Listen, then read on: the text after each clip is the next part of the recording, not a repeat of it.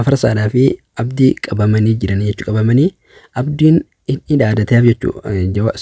Furmaatiidhaaf jawaadii addaan hin baasaa jee itti dhaadata. Manuu isaanuma bira taa'ee qabamee kanuma jiru kana itti dhaadataa jechuudha. Isiin obboleettii ta'e dhiisee akka zakkoon waa meeqaan tamnaatee inni niin fuusisaa jechuudhaan isin waada baqa isin akkana jettee meena laaltaa jettiin siifi jawaadeen waliin gartanii jechuudhaan innis itti dubbata jechuu isaanuma bira taa'ee akkasuma Afarsaanis caalaa amma ajaartii ta'e san yoonii fi suma kana hiriyaa yookiin milisee gooneeti akkasitti jaartii ta'e kanannaa jenii isaan bira taa'anii itti dhaadatanii beekaa jaartii Afarsa caalaa ni kannannaa isiidhaas nama fuudhu baqa akkasitti akkuma intala isaanii ilmoo isaanii nama kannuutti heerumsiifachuu yaa'anii jechuudha. Haala san keessa jiran isaan ammanuma kanuma qabamanii jiran kana waa nama qabamee sin fakkaatanii jechuudha. Dhaadannaan isaanii jechuun akka biraati jechuudha.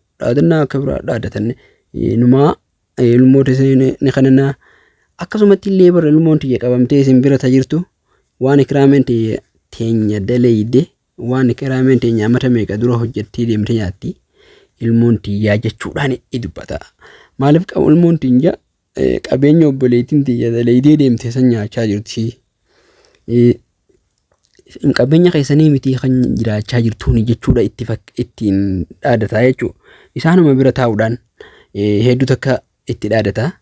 Arraan tana qabamanii dhugaa harka isaanii jiran. Qabamanii harka isaanii jiran arra numa isaan duraan dhaadannaan isaanii numa akka biraa dhaadatanii kubbaa taphannaa maal jedhaniituma siirii isaanii saniin nama dhamaasuudhaaf hedduu takka yaalii godhaa turan. Haa taatu garuu kanuma akkasiisan arraallee gaafa qabaman kanattis wanni isaan numaan dhini addataaf kanuma kanuma addaan inni sin baasaa siifumaa fi jawaadeedhaa huujaan jechuudha. Maaliif kaayyoon isaanii gaafa ammaas keessa ilaatan irraa bahan jechuudha. Akka waan isaanuma kana adda baasuu irratti hojjechuudhaaf yaalii yaada akkasii qabu fakkaatan.